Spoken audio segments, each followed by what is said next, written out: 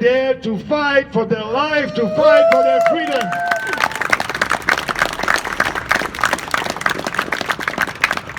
So now you know, because of these totalitarian governments, now you know that you cannot take your freedom for granted. And I count on you. I need you. You can count on me. You can count on our candidates all across the country. We will always fight for what we believe, openly, with passion and conviction. Like I said, when I was arrested in Manitoba, I don't know if you saw the video, but I said, you know, when they asked me the question about, do you have any weapons? Anything that can hurt me? You know, I was surprised because I must admit that was the first time that I was arrested, handcuffed, and put in jail for a non-crime after a political gathering in a park. So I was a little bit surprised. I said, weapons? No. Only my words. I really believe COVID has created a window of political opportunity and advise the stakeholders of our global system. Not today, the day of transmission. In 1968, John D. Rockefeller III was worried about the same thing he was always worried about. Every single minute, every hour, every day of his wretched, disgusting, putrid existence. That is too many people. He said, quote, "There is no problem more important than population control." That same year, his family's foundation began quietly funding an anti-fertility vaccine, his gift to the world. Level. One of the things we address very much in the book, and we are concerned, is the increased debt level. We spend about 10 trillion worldwide to deal with the short-term negative effects of the pandemics. But we should be aware that stop. Enough is enough. I can't take this BS any longer. It's gone far enough. You wanna claim my soul? You'll have to come and break down this door. We are not against the vaccine. We are not against masks. Everybody must be able to decide if they want the vaccine and if they want to wear a mask. We call that freedom and respect. But what Justin Trudeau is doing right now is segregation. He's dividing the population, the good one and the bad one. We don't want that because in the end, vaccinated people and unvaccinated people can spread the virus. There's no difference. So why doing a vaccine passport and saying to people you will have fewer rights than others? It's not Canadian, it's against our Charter of Rights, it's immoral and unfair.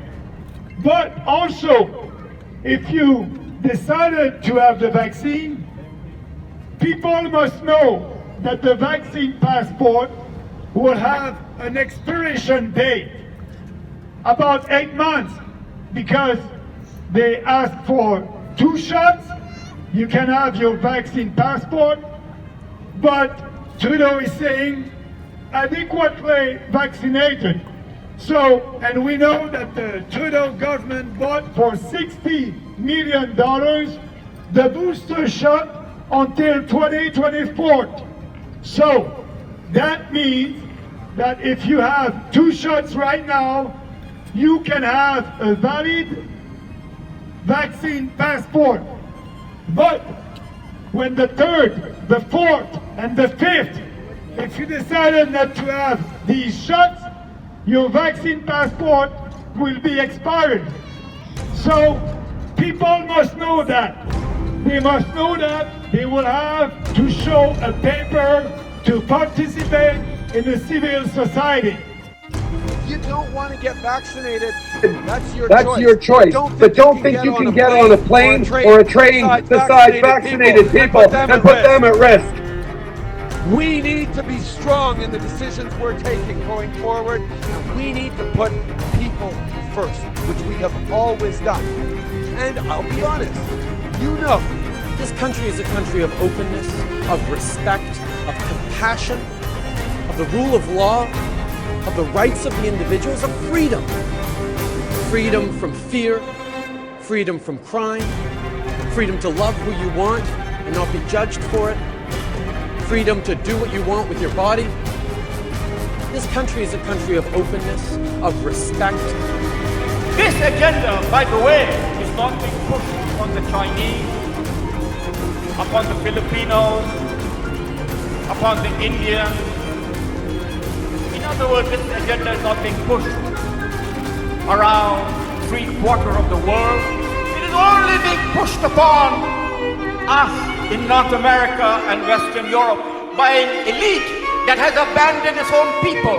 That is the great betrayal.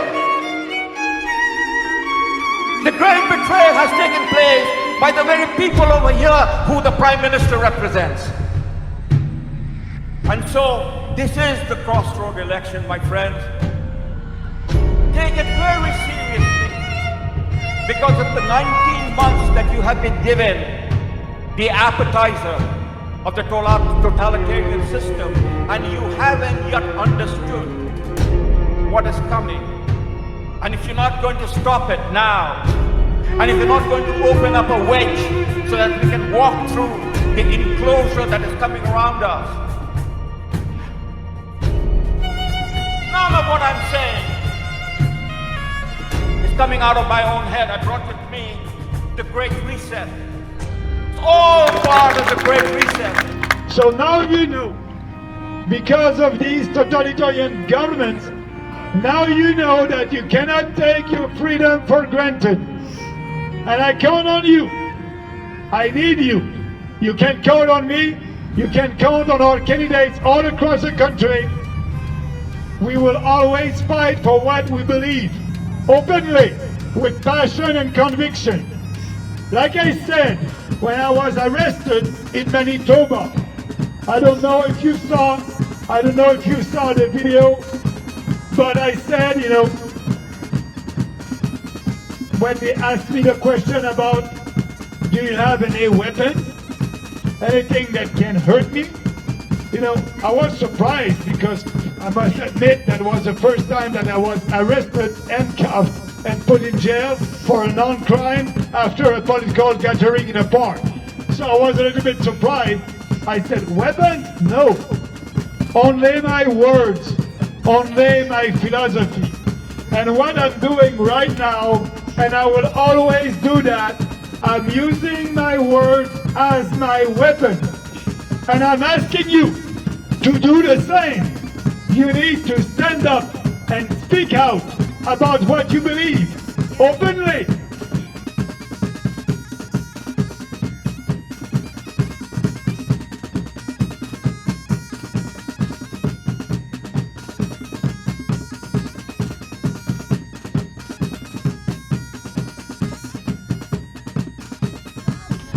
Enough is enough.